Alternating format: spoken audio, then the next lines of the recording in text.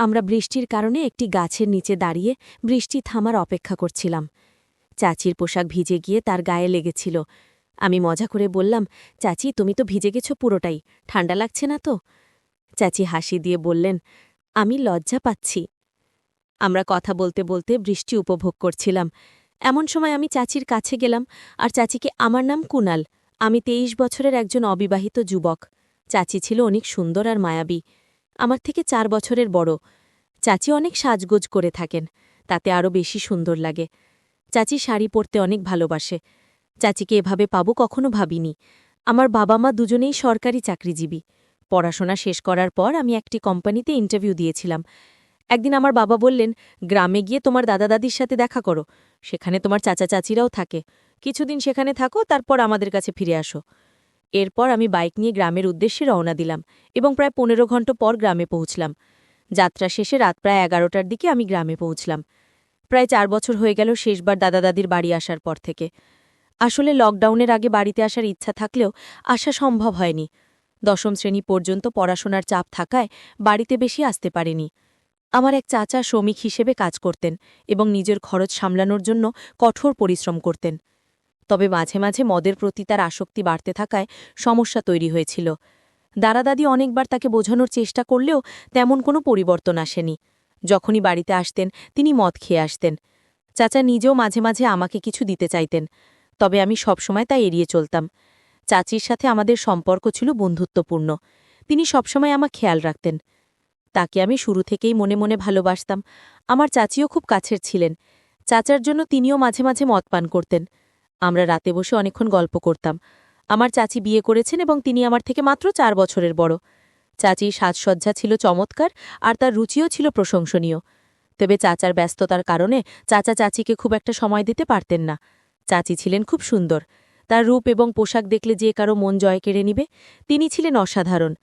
আমি চাচির কোনো প্রশংসা না করে শুধুই বললাম, আমাদের বাড়িতে বাচ্চাদের আনন্দ করা কবে দেখব? তিনি হাসি দিয়ে বললেন, তোমাদের সঙ্গে তো আমিও আছি, কিন্তু আমারও তো ইচ্ছে বাচ্চা নেয়ার, কিন্তু স্বামী আমার সঙ্গে সময় কাটানোর সুযোগ পায় না। চাচার বয়স তখন ৪৫। তিনি এক তরুণীকে বিয়ে করেছিলেন। কিছুদিন খুব ভালো সময় কাটালেও পরে চাচা বেশি মদ্যপানে আসক্ত হয়ে পড়লেন।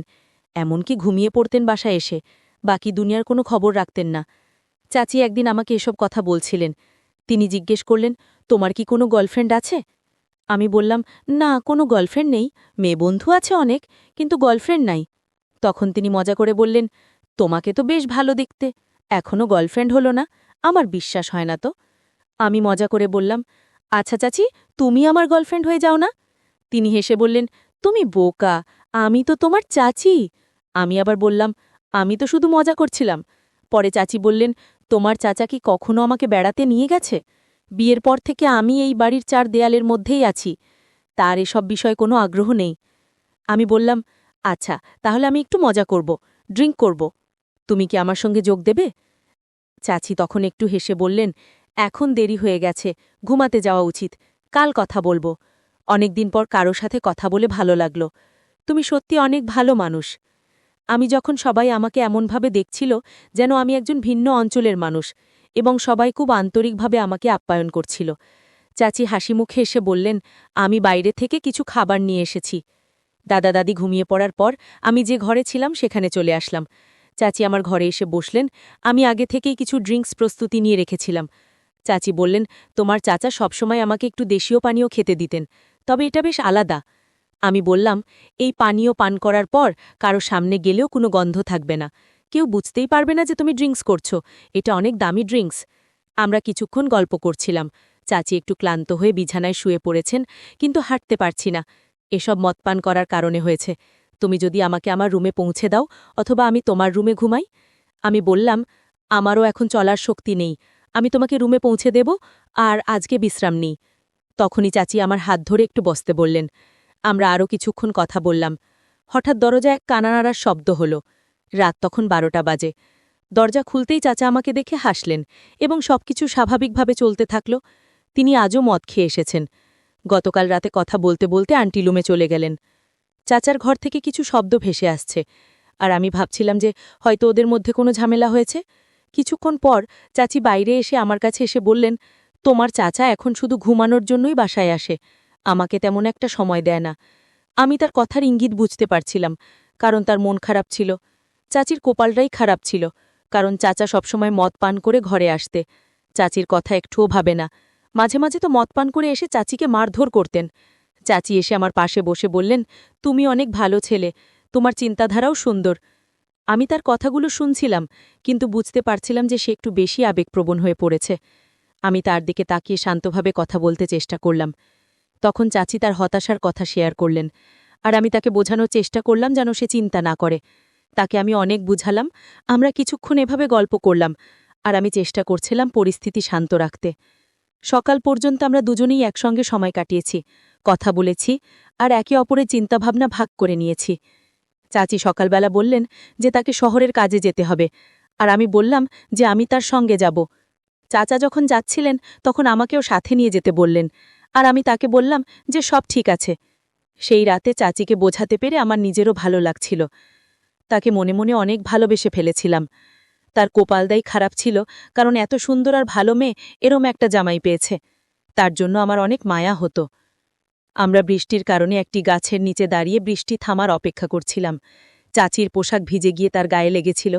আমি মজা করে বললাম, চাচি তুমি তো ভিজে গেছ পুরোটাই, ঠান্ডা লাগছে না তো?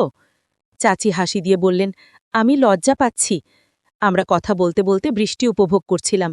তখন আমরা বাইকে উঠলাম, আর চাচি আমার কোমর ধরে শক্ত করে বসেছিলেন। দুপুর 1টা বেজে গিয়েছিল, আর আমাদের গন্তব্যে পৌঁছতে আরও 2 ঘন্টার মতো লাগবে। কিছু দূর গিয়ে আমরা একটা দোকান দেখলাম, সেখানে একটু বিশ্রাম নিয়ে কিছু খাবার কিনলাম, পরে আবার রওনা হলাম। কিছুক্ষণ পর আবার বৃষ্টি শুরু হলে আমরা একটি ছাউনি খুঁজে সেখানে দাঁড়ালাম। বৃষ্টির আওয়াজের মাঝে আমরা গল্প করতে করতে সময় কাটাচ্ছিলাম। বাইকে চড়া ও বৃষ্টি উপভোগ করতে করতে দিনটা অনেক সুন্দর কেটেছিল। আমরা একটানা বৃষ্টি আর বাইকের আওয়াজের মাঝে মুগ্ধ ছিলাম। দিনটা আমাদের জন্য অনেক ভালো ছিল। চাচি বলল, এরকম দিন আমি আমার জীবনেও পাইনি। যদিও ভিজে যাওয়ার কারণে একটু অস্বস্তি হচ্ছিল, তবু আমরা দুজনেই বৃষ্টির সৌন্দর্য উপভোগ করতে শুরু করেছিলাম। চাচি একদিন মজা করে বলছিলেন, আমি সারা জীবন এমন একজন মানুষের স্বপ্ন দেখেছি যে আমাকে সত্যিই বুঝতে পারে। তার স্বামী কাজের জন্য বাইরে ছিলেন, আর আমাদের সেখানে 3 দিন থাকতে হয়েছিল। সেই কারণে চাচি বললেন, আমাদের তো এখন 3 দিন একই জায়গায় থাকতে হবে, তুমি চাইলে আমাকে গল্প শুনিয়ে রাখতে পারো। আমরা আলাদা রুম পেলেও চাচি মাঝে মাঝে আমার কাছে এসে গল্প করতেন, আমার সাথেই থাকত। তিনি বললেন, তুমি চলে যাবে, কিন্তু আমি এখানে কিছুদিন থাকব, তাই সময়টা মজায় কাটানো যাক। আমিও ঠিক সেটাই চেয়েছিলাম, তাই কিছু গল্পের বই নিয়ে এসেছিলাম, যাতে যাতে আমরা দুজনেই ভালো সময় কাটাতে পারি। আমি গল্প শুনিয়ে চাচিকে ভালো রাখতে চেয়েছিলাম, আর সেই সময়টা খুবই উপভোগ্য ছিল। আমরা 3 দিন কাটিয়ে দিলাম বিভিন্ন গল্প আর হাসি তামাশায়। পরে যখন আমি শহরে ফিরতে শুরু করি, চাচির চোখে একটু মন খারাপের ছাপ দেখা গেল। তিনি আমাকে বললেন, তোমার মতো মানুষকে মনে রাখব সবসময়। আমি কাজের জন্য শহরে ফিরে গেলাম, আর চাচি মাঝে মাঝে আমাকে ফোন করে বলতেন, কখনো সময় পেলে আবার এসো, তোমার সঙ্গে আড্ডা দিতে আমার ভালো লাগে। চাচি আমাকে মন থেকে ভালোবেসে ফেলেছিল। তার সাথে কাটানোর সময়গুলো অনেক ভালো ছিল। চাচি আমাকে ফোনে একদিন বলেছিলেন, যখনই তোমার ইচ্ছা হবে আমার দরজা তোমার জন্য সব সময় খোলা থাকবে। মজা করে আমি বললাম, চাচি, এবার আমি সারা রাত তোমার সাথে গল্প করতে চাই। তিনি হেসে বললেন, তুমিও অনেক চালাক, শুধু ইঙ্গিত দিয়েই সব বুঝে গেলে। পরদিন আবার আমি গ্রামের দিকে রওনা হলাম, কারণ আমার বাবার একটা গুরুত্বপূর্ণ কাজ সেখানে বাকি ছিল। আগেই চাচিকে জানিয়ে রেখেছিলাম। সেই রাতে আমরা একটা পরিকল্পনা করেছিলাম। চাচি বলেছিলেন তিনি ঘরে অপেক্ষা করবেন, আর আমি এসে তাকে গল্প শোনাব। যখন ঘরে ঢুকলাম হঠাৎ ঘরের আলো জ্বলে উঠল, আর সামনে দাঁড়িয়েছিলেন চাচা। আমি কিছুটা অবাক হয়ে গেলাম, মুখটা লুকিয়ে বাইকের দিকে দৌড় দিলাম, কিন্তু ততক্ষণে গ্রামবাসীরা এসে আমাকে ধরে ফেলল। চাচা এসে বললেন, কি হয়েছে এখানে? আমি চুপ করে থাকলাম। গ্রামবাসীরা আমার থেকে জানতে চাইল কি চলছে। আমি ভেবেছিলাম আর লুকিয়ে রাখার কোনো মানে নেই, তাই সবার সামনে বললাম, আমি চাচিকে খুব শ্রদ্ধা করি এবং তাকে ভালোবাসি। আমি মজা করে বলেছিলাম, আমাদের মধ্যে শুধু গল্পের সম্পর্ক, কিন্তু চাচা সেটা ভুল বুঝেছিলেন।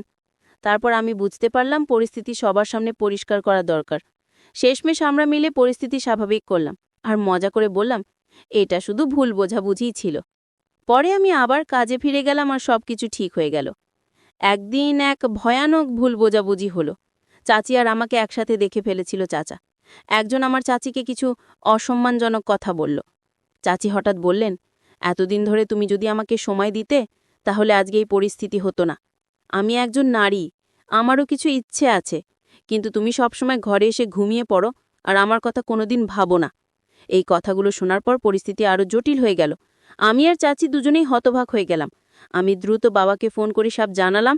বাবা বললেন, এই পরিস্থিতির সমাধান দরকার, কোনোভাবে এটাকে ঠিক করতে হবে।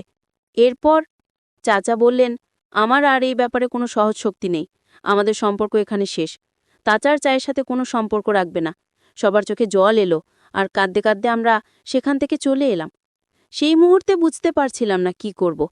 পরিস্থিতি এতটাই জটিল হয়ে গিয়েছিল যে কিছু বুঝে ওঠা সম্ভব হচ্ছিল না। আমার আর চাচির মানসিক চাপের কারণে ভেঙে পড়েছিলাম। আমি খুবই দ্বিধায় ছিলাম, কি করব বুঝতে পারছিলাম না। বাইক চালানো কঠিন হয়ে যাচ্ছিল। আস্তে আস্তে হেঁটে প্রথমে হাসপাতালে পৌঁছালাম। সেখানে কয়েকদিন থাকার পর কিছুটা সুস্থ হলাম। এর মধ্যেই আমার মনে হলো কিছু সময়ের জন্য দূরে থাকাই ভালো হবে। তাই আমি আমার কাজের জায়গায় ফিরে গেলাম, চাচির সঙ্গে কিছু দূরত্ব রাখার জন্য। তখন চাচি আমাকে বললেন, আমরা এত ঝামেলা পেরিয়ে এসেছি যেন আমরা এখন একে অপরের আরও কাছাকাছি।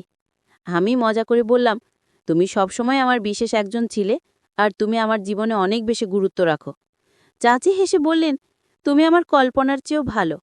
আমি সবসময় তোমার মতো একজনকে চেয়েছিলাম। আমি তখনও একটু দ্বিধায় ছিলাম, কিন্তু বুঝতে পারছিলাম যে আমরা দুজনেই এই অবস্থায় এসেছি খুব ভালোভাবেই। আমি বললাম, এখন আমরা যা পেয়েছি তা হারানোর থেকে অনেক বেশি মূল্যবান।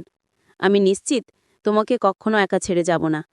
আমরা দুজনেই তখন অনেক কথা বললাম, হাসলাম এবং ভবিষ্যৎ নিয়ে নতুনভাবে ভাবতে শুরু করলাম। আমরা বিয়ে করে ফেলি। মাকে ফোন করে বুঝিয়ে বললাম, মা, আমি সত্যি একটা বড় ভুল করেছি, আমাকে ক্ষমা করে দিও। তুমি জানো আমি এর আগে এমন ভুল কখনো করিনি। এবার আমি বিয়ে করেছি, আমাদের সম্পর্কটাকে মেনে নাও। প্রথমে মা আমাকে কিছু কথা শোনালেন, তারপর আবেগে ভেঙে পড়ে বললেন, তোমার বাবার সাথে কথা বলবো, যদি উনি রাজি হন তবে তুমিও ঘরে ফিরতে পারবে। আমি একবার তোমার বাবার সাথে কথা বলে দেখি, তবে সে হয়তো রাজি হবে না। বাবা রাজি হননি। তারপর আমরা অনেক দূরে বাসা ভাড়া নিয়ে থাকতে শুরু করি। কিছুদিন চাচি অনেক মন খারাপ করে থাকত, কিন্তু সময়ের সাথে সাথে আমার ভালোবাসায় সে স্বাভাবিক হয়ে গেছে। সে এখন আমার সাথে থেকে অনেক খুশি। আমিও তাকে কাছে পেয়ে অনেক খুশি ছিলাম। 2 বছর পর আমি মাকে ফোন করলাম, যাতে আমাদের সম্পর্কটা তারা মেনে নেয়। আমি বললাম, মা, আমরা 2 বছর পর বাবা মা হয়েছি, আমাদের অনেক কিছু পেছনে ফেলে এসেছি। যখন মাকে জানালাম তিনি নাতি পেয়েছেন, তখন তিনি খুশিতে কেঁদে ফেললেন আর বললেন, তোমার বাবাকে এটা জানাতে হবে, একবার আমাদের বাড়ি এসো। আমার মনে হচ্ছিল বাবা এবার নিশ্চয়ই রাজি হবেন, এবং ঠিক তাই হলো।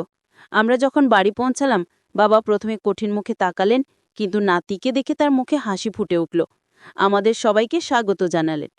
এই গল্প থেকে আমরা শিখি যে জীবনে ব্যস্ততার মাঝেও পরিবারের জন্য, বিশেষ করে সঙ্গীর জন্য সময় বের করা উচিত। আমাদের জীবনে অনেক চাহিদা থাকে, কিন্তু সম্পর্কের যত্ন নেওয়াও জরুরি, নইলে সম্পর্ক দুর্বল হয়ে পড়তে পারে। বন্ধুরা, কেমন ছিল আজকের এই রোম্যান্টিক গল্প? আশা করি আপনাদের ভালো লেগেছে। যদি পছন্দ হয় তাহলে ভিডিওটি লাইক, শেয়ার এবং চ্যানেলটি সাবস্ক্রাইব করতে এবং বেল আইকনটি ক্লিক করতে ভুলবেন না। ধন্যবাদ।